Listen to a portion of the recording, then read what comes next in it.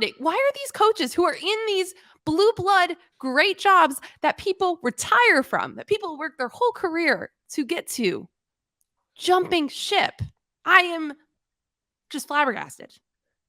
Okay, I have two thoughts on that. One, I don't think anybody should go into one of these jobs thinking they're going to retire there. I think we've watched too many times where the situation went sour and it just fell apart.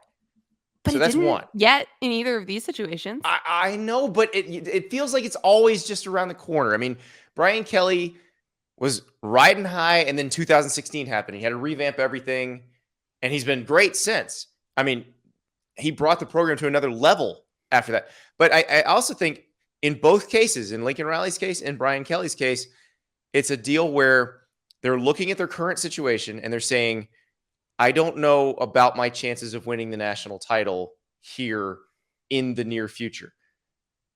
The place I'm going feels like a place where I'm more likely to do that. Am I crazy?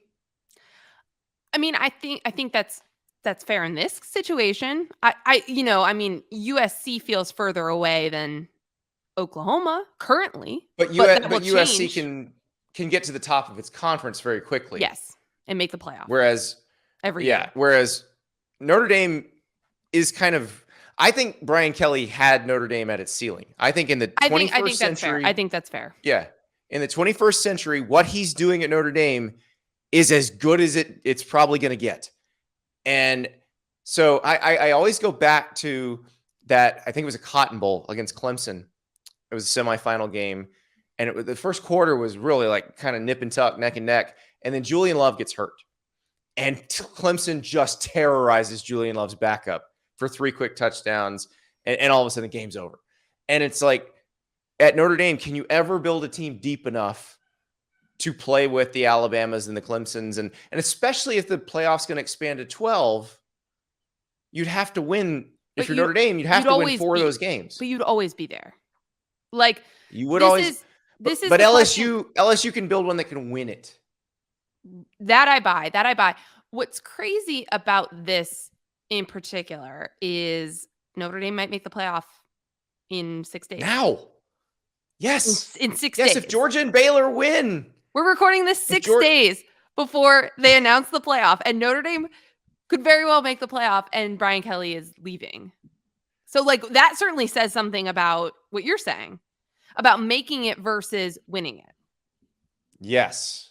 And that's the part that I've wondered with Kelly, and I've asked people, and the answer's always been, well, no, he's fine with it because he's made Notre Dame into the job he wants it to be.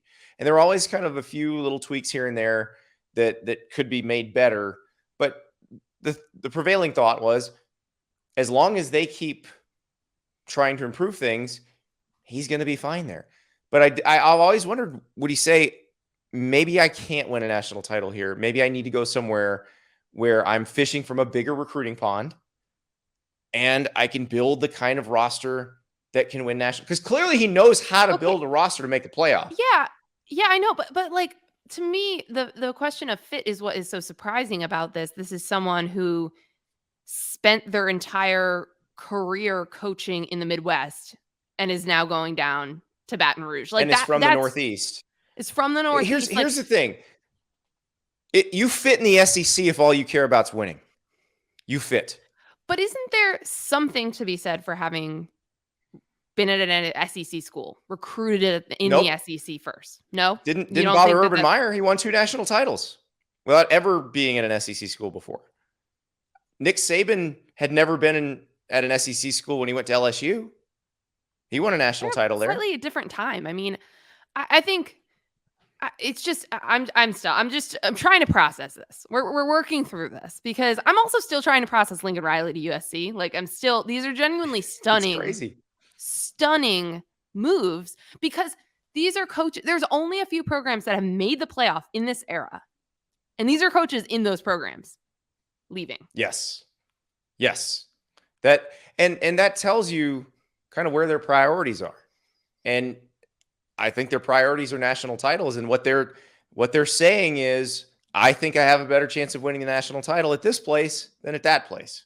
Here's a take too. I think we've heard so much, especially in the wake of Chris Peterson's retirement, Bob Stoops' retirement, which he's back, by the way. He's coaching Yes, Oklahoma right now. kind of back Barry Alvarez style. Yes. Yes, which we can get to that. I love that as well. But coaches have left the college game and said the recruiting is getting out of control. It's so 24/7, the way the rules are, all of these things. And, you've had Matt Rules and all these coaches, Cliff Kingsbury, go to the NFL. They don't have to call 16-year-olds all the time. It's almost like Lincoln Riley and Brian Kelly are saying, if I have to do this in this era, I better have a chance to win a national championship. I better have a chance to win a national title, and you better be paying my ass. Right. Yes, you better be paying my butt out the wazoo. Players all the time. And both of them are going places that have just a plethora of that in their backyard. Yes. Yes. Now, here's the thing. All these coaches are leaving, and these coaches are saying the same thing. But there are still plenty of coaches who will happily take an obscene amount of money to try to win the national title. And I think that's the part everybody forgets. These guys are hyper competitive. They hate losing. They love winning. And now the financial incentive is off the charts because you can't afford to lose a guy who can win you a national title. Or if you're a program that expects national titles, you can't afford to not hire someone you think could win one. So like Scott Woodward had put himself in a box in this situation. This is the guy who got Jimbo Fisher to Texas A&M as an AD. He goes to LSU. He fires the coach. It's okay. Which whale are you going to land? Is it going to be Jimbo? Is it going to be Lincoln Riley? Well, guess what? He landed away. We were making fun of him earlier Monday. I was having that conversation all day on Monday. Where is LSU going to go? And, they thought that, you can't hire the Louisiana coach. You can't hire Billy Napier, right? Not a big enough name, not a big enough, or winning enough track record and whatever, like winning at whatever level you think. And then they go and get Notre Dame's coach. Both of these situations are where you don't assume that anyone is so happy that they won't pick up the phone, that someone is untouchable. Yes. Like I think back about, so I saw Brad Stevens. So one of the all-time stunners was Brad Stevens to the Celtics, right? That was it dropped in a Butler press release on July 3rd of July 4th weekend. No one saw that one coming. And I had been in Brad Stevens' office like 3 weeks prior. And this is after he'd been rumored to be in the mix at UCLA. And there were some other big jobs in college hoops that opened that year. And he said something to me where you could just tell the wheels were already moving a little bit as I looked back on it. But he said, you always pick up the phone because you never know when the person on the line is going to change your life. Like you never know when it's going to be a life-changing call. So you always pick it up, even if you're Brad Stevens and it's all these jobs you're not going to take. And I think that's really interesting in this situation. I keep thinking about it in the last 36 hours because you would not have thought that Brian Kelly would leave Notre Dame. Right? You wouldn't have, but it can't hurt to feel it out. And then it worked. All they can say is, this is the analogy I used in that mailbag column last week was, it's like asking the most amazing person at your school to prom. All they can say is no. The worst thing they can say is no. And is your life over then? No. You're just kind of right back where you thought you'd be. And so there's no reason not to ask. And to your point about you never know when the next phone call might change your life, you always have to listen. I mean, I think most of us in our own professional lives have turned down job offers before, but you listen to every one of them because why not? Somebody's nice enough to think of you that way. And so you should at least give them the courtesy of hearing them out. But you just never know when your situation might change even ever so slightly. And you think, okay, this is the time. And, 2 years ago, LSU had maybe the greatest college football team there ever was. There's no reason Brian Kelly can't build a similar roster and do a similar thing. I'm trying to picture him in the colors with like a plate of gumbo or something. Like I'm just struggling here. I mean, I just don't think people could have seen the last 2 days coming. And now we have a cycle where USC opened, LSU opened, Florida opened, Notre Dame opened. Like this doesn't happen. Oklahoma's open. Oklahoma is open. This doesn't crazy. happen all at the same time.